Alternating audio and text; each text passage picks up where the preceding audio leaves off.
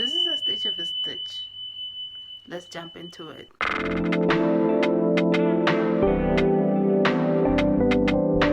Hi guys, welcome to my channel where we react on videos. And if this is your kind of vibe, like, subscribe, comment, share, react, whatever. Just join the fam, join the company. I just sit on my bed, talk about whatever I want to talk about, create a weekly content and give you the gist, right? Number one, guys. Now my opinion just shifted into my mind. I don't know why. Oh, fuck that shit. Fuck this shit. It's YouTube. I'm still don't understand why I should show myself. Now my opinion just... What am I thinking? I don't understand.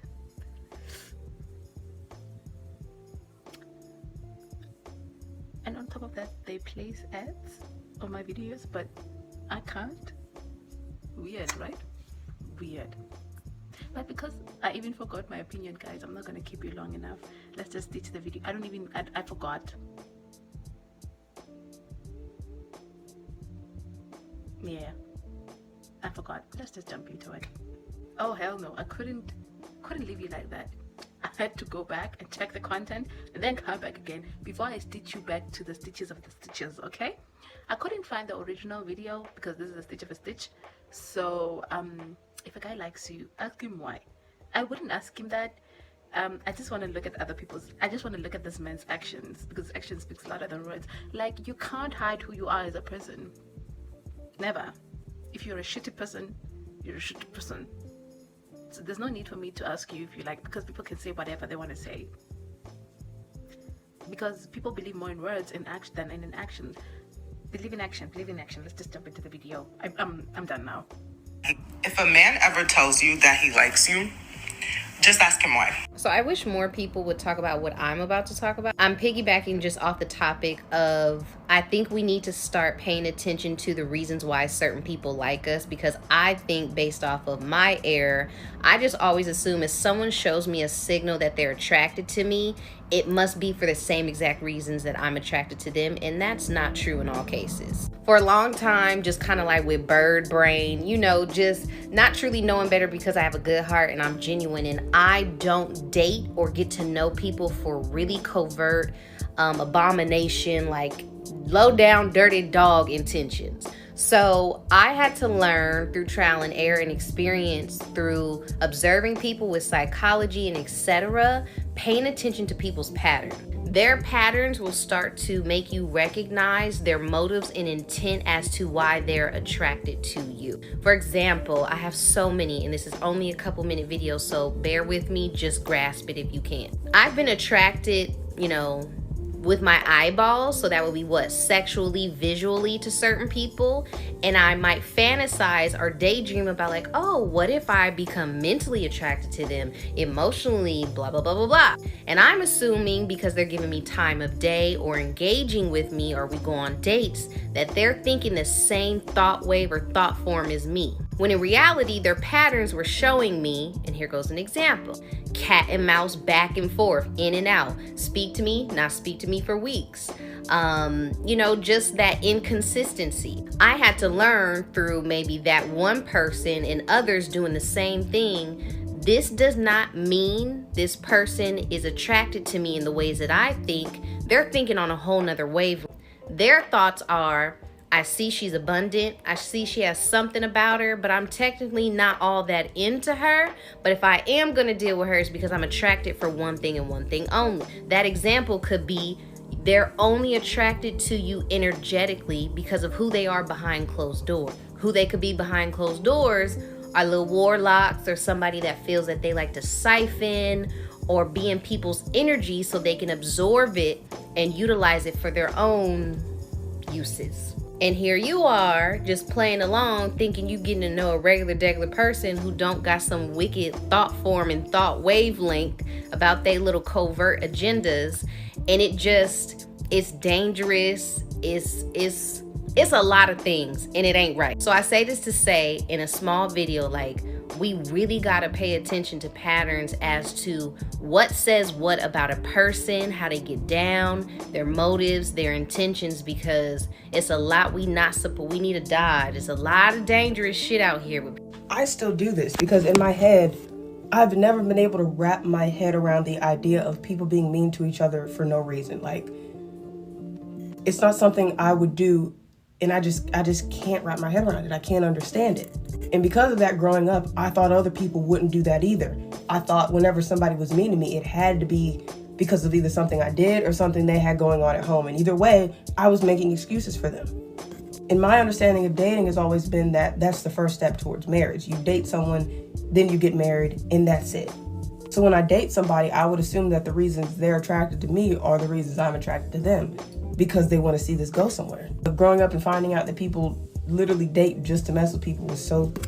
I would like to preface my commentary with the fact that I watch a lot of reality TV. That's reality like dating TV. And because of that, I actually use it as a tool to understand relationship psychology and decision making and the way that people choose to communicate around their desires, their boundaries, etc. And recently, I've been watching The Perfect Match on Netflix, and there are certain things that happen when people are trying to hook you without being serious. When someone knows nothing about you, but they want something from you, they'll often say, oh, I think we have a lot in common. You know, I just see a lot of qualities that I admire in someone in you. But no, we are not falling for that. Always ask follow-up questions like, thank you. What do you mean by that? Or really? What qualities specifically? This is how we end up in relationships and in spaces where people don't reciprocate the same energy, and we're upset later because we never clarified, right? Why do you like me? What are the reasons? What am I providing? What am I giving, right? Because there are plenty of relationships and situations in which people look for an opportunity. We can't act dumb to this, guys. We need to be aware of the red, yellow, and green flags, even if you have the flags. It's just important to be aware and be accountable. Take them for what they are. I have always said, assess your circle. So that means say less. I need you to listen more, say less, okay? People will tell you and show you everything that you need to know about them. You just have to literally have your eyes open. I did this in one of my previous relationships. I had broken up with this guy, and he had come back months later being like, oh, I want to try it again. I miss you. I love you. Blah, blah, blah. And I was like, why? Why do you love me? What do you love about me? What do you like about me? It was literally like all physical attributes. Like, oh my God, you're so hot. Like, you used to be a model. I love your family. Like, stuff like that. But I want to further this, and some people just genuinely like you, or they want to be around you because other people like you, and like you're popular or you get along well with others, and it makes them look better in association. And also, they see how much you like them, and they wish that they could see themselves like that. Like when you're around someone that loves you like that, like you feel like God, like you feel like, oh my God, this person loves me so much, like I must be special.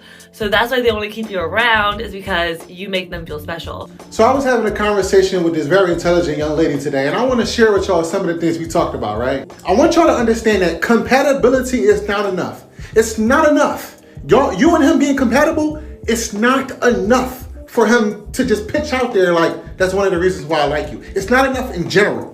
Y'all having similar interests, not enough. When y'all together, y'all laughing, having a good time, that's not enough. His love language is quality time, and you're giving that to him. Men don't even understand love languages in general. He's just happy that he get to timely use your body for the quality that it benefits him. Y'all gotta understand that the way men approach liking y'all, it's not enough. Your personality, your smile, you're beautiful, you're a great woman, you're an advocate, it's not enough. Men are literally surface level when it comes to them explaining why they like you and why they're interested in you. And you letting them just say anything. Okay, so I gotta talk about this. The reason why is because I feel like these days it's so easy for people to look good. I feel like these days people look good as fuck. Y'all just look good. Gotta put it out there. Now with that, I feel like we gotta focus on like what's on the center, like what's on the inside, because at this point, you just looking good don't mean shit. It really don't. Because you could piss me off so bad because we have nothing in common. You're rude. You don't have no respect.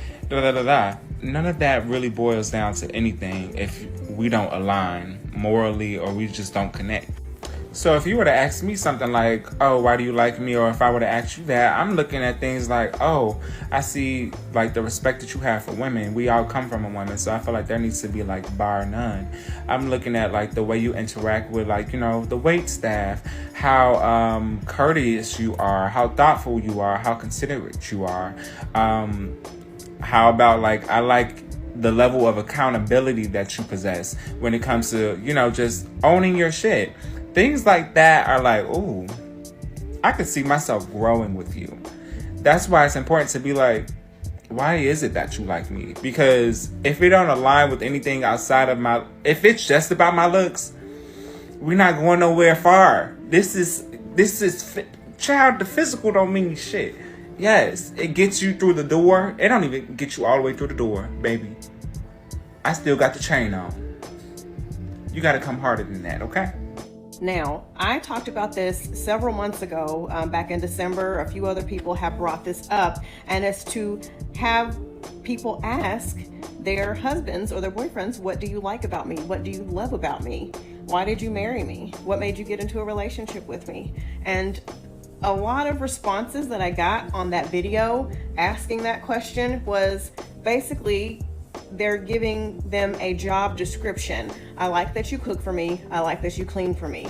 I love how you take care of our kids. I love how you help me become successful in my job. I love how you fill in the blank for me. And then I got a couple of people with generic responses of, I like you for you.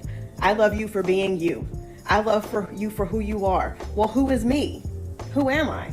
One woman proudly was like, yeah, my husband said he likes me for me, and that's one thing that's true. And I'm like, what does that even mean? I would almost encourage a lot of you not to ask, because you'll be disappointed with what you hear. You mean to tell me that you live with me, you're intimate with me, we have kids together, we are married, we've been together for X amount of time, and you don't know anything specific about me other than what I do for you? So that would scare me. That would tell me the reason why you are with me is because you need someone to do things for you. And a lot of people might not be ready for that conversation just yet. A lot of these men will describe to you someone that absolutely anyone in this world can be.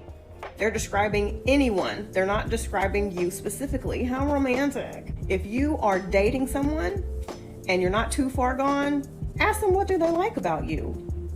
And if they describe job descriptions and services, end it. So this video that I stitched is another stitch, and the original post is about asking men why they are attracted to you when they say they like you.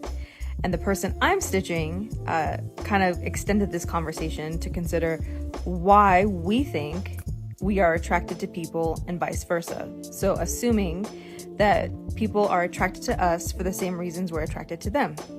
And I think this is also a really good question to ponder and unpack when it comes to platonic relationships, family-wise, friendship-wise, and everything in between. As I move into my 30s, I am reevaluating more and more what the parameters of friendship are for me and what attracts me to someone and why I assume that they are attracted to me for those same reasons. And yeah, I think it's a question worth pondering, worth unpacking, because friendship is not the same as companionship.